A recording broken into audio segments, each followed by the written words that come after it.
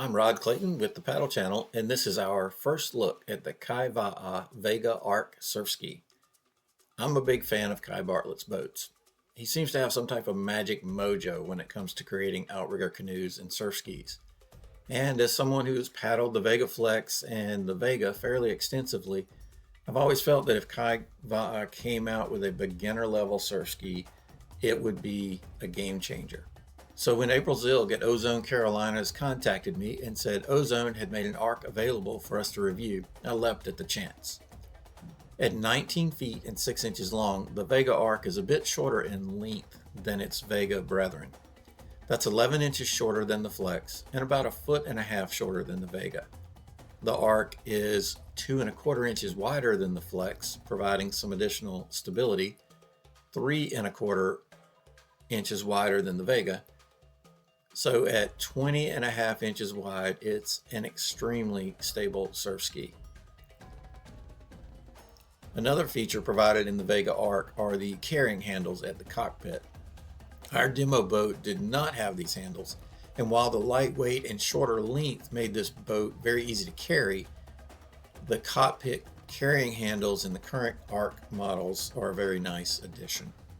Another nice feature is the infinite pedal adjustment, with tension being provided by this new wing nut design, an improvement over the previous camlock design in the original Vega Surfski models. The new improved bailer works quite well and does a good job emptying the cockpit should you fill it. While it's not the fastest bailing surfski on the market, this drainage system does the job just fine. The Arc also features a lower nose profile than other boats in the Vega family, and that makes it easier to manage in crosswinds and also in side chop. It does have that classic Vega look. At a glance, it's very easy to tell it's part of the Vega family of surf skis.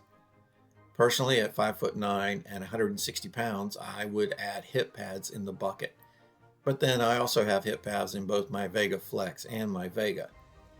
Even without the pads in our review boat, I found the bucket to be comfortable, and when paddling on the ocean, I did not experience any instability due to the wider seat. On the water, the Arc is very stable. My son tried the Arc in flatwater conditions, and though this was his third time in a surf ski, he found the boat to be very stable. The high volume in the rails provides pretty amazing stability, and it is a very forgiving surf ski. If you're accustomed to a more narrow boat, you will notice the additional resistance of the wider hull. But the lightweight and the hull design provide very good acceleration, especially for a boat this stable, both on flat water and on the ocean. In the waters in which we were testing the Arc, I found the hull seemed to experience lift at around 7 miles per hour, and it was quite easy to hold speed after that lift was experienced. As you can imagine, I was most excited to get the Arc out on the ocean.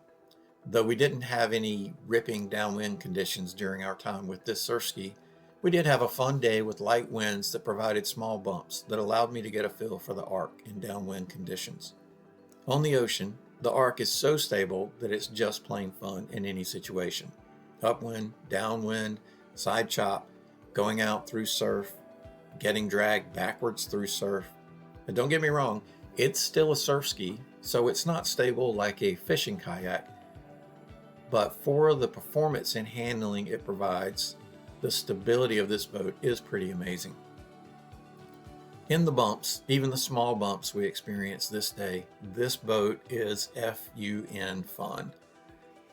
That outstanding stability, the lightweight, and whatever magic Vega sauce they clearly sprinkle on these boats over there at Kaiva'a make this boat a standout when it comes to surfing.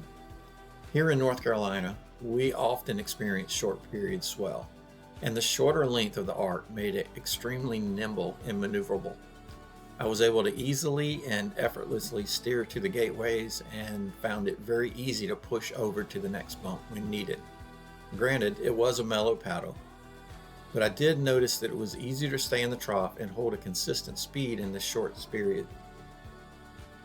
Looking at the heart rate data after this session, I saw that I spent a lot of time in Zone 2. Granted, it was a mellow paddle, but I did notice that it was easier to stay in the trough and to hold consistent speed in this short period swell than it is in my longer boats.